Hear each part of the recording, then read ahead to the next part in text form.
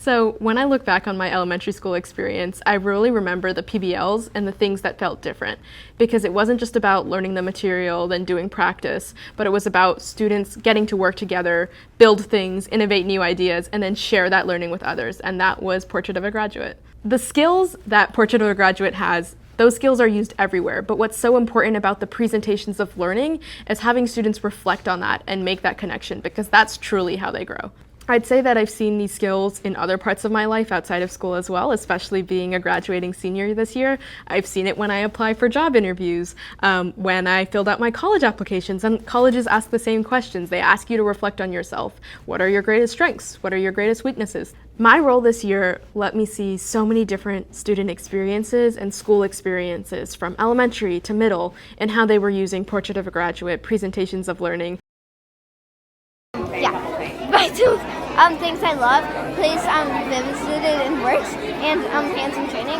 But that's like not really much compared to this. A foundational part of POG practices is students learning how to purposefully reflect on their learning throughout the year, so that at the end of the year they can celebrate and share their personal story of growth, building that confidence and pride. Many elementary schools have done this with school-wide reflection times.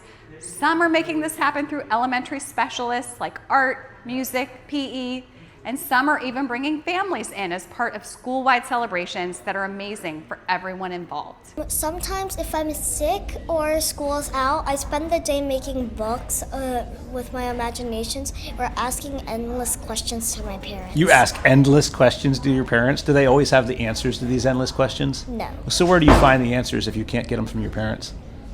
I use my imaginations to think of what the answers are and use different things like textbooks to help me figure out if that's actually right. I am a communicator at home when I maybe write something about myself, or I talk to my mom about how I'm feeling when I get upset. I think just watching these kids grow from quarter 1 to quarter 4 is incredible. I think when you get all these papers coming home every day, you kind of look through them and you're in the shuffle and the hustle of getting your kids home from school and getting snacks, but being able to sit down with them and take the time to really look at how they've grown throughout the year and have them explain it in their own words is priceless. It was really exciting when I finished my portfolio and I looked back and saw everything that I had done. I was like, oh my gosh, wow, I can't believe I did that. I just felt really, really proud of myself and proud of the work that I had accomplished. So we've been using our advisory period to give students an opportunity to learn about different skills throughout the year, and then periodically we've had students reflect on how they've been using those skills both in their classes and outside of school. They've put together a portfolio so that at the end of the year they can look back and see not only how they've used those skills in a variety of different ways, but also how they've grown and developed those skills over the course of the year.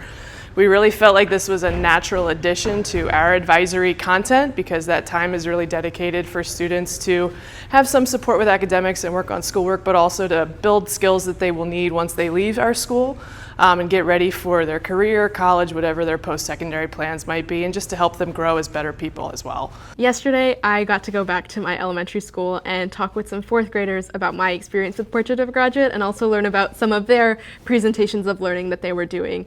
And it was just so incredible to see the connections that they were able to make to the skills that I was not able to do when I was in fourth grade. It was very full circle to see my elementary school still implementing Portrait of a Graduate, not the same way, but better than it was for me. And I hope that that just continues, because it planted a seed in me, and now graduating high school, having on these skills, knowing how to use it in college, I know has set me up really well, and I hope that that can be the same for every FCPS elementary schooler, especially as they move through the program.